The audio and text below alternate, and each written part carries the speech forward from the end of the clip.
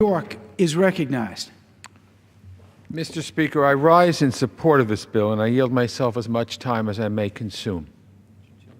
The gentleman is recognized. Let me first of all thank our Chairman, Ed Royce, for helping advance this bill. I introduced this bill in April, along with my friend from Illinois, Mr. Kinzinger, and I'm proud to say we now have 36 additional co-sponsors, both Democrats and Republicans. Mr. Speaker, we shouldn't kid ourselves about the intentions of Russia's President, Vladimir Putin. Inside his own borders, he stripped away the rights of Russia's citizens. He silenced a free and open press.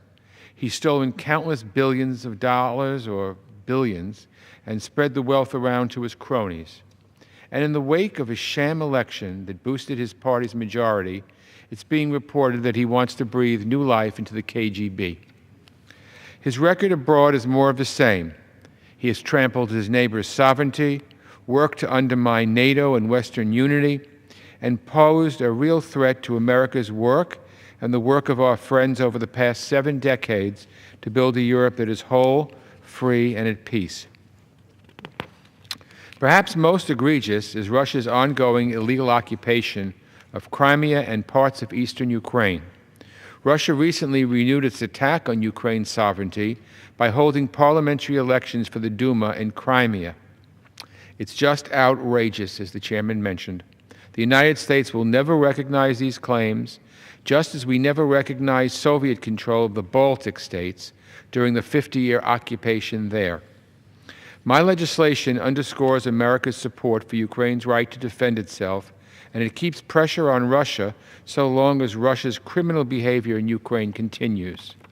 This bill says that if Russia wants to see sanctions relief, it must abide by its Minsk Agreement obligations, namely, if Ukraine controls the entirety of the eastern border, It makes Crimea-related sanctions permanent so long as the Russian occupation there continues.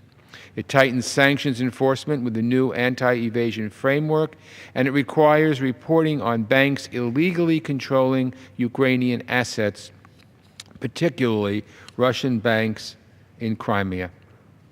This bill also takes steps to make it harder for Russia to buy defense equipment or services from our NATO allies. It goes after human rights abusers in Russian-occupied areas. And it calls for a comprehensive strategy from our own government to push back against Russian propaganda.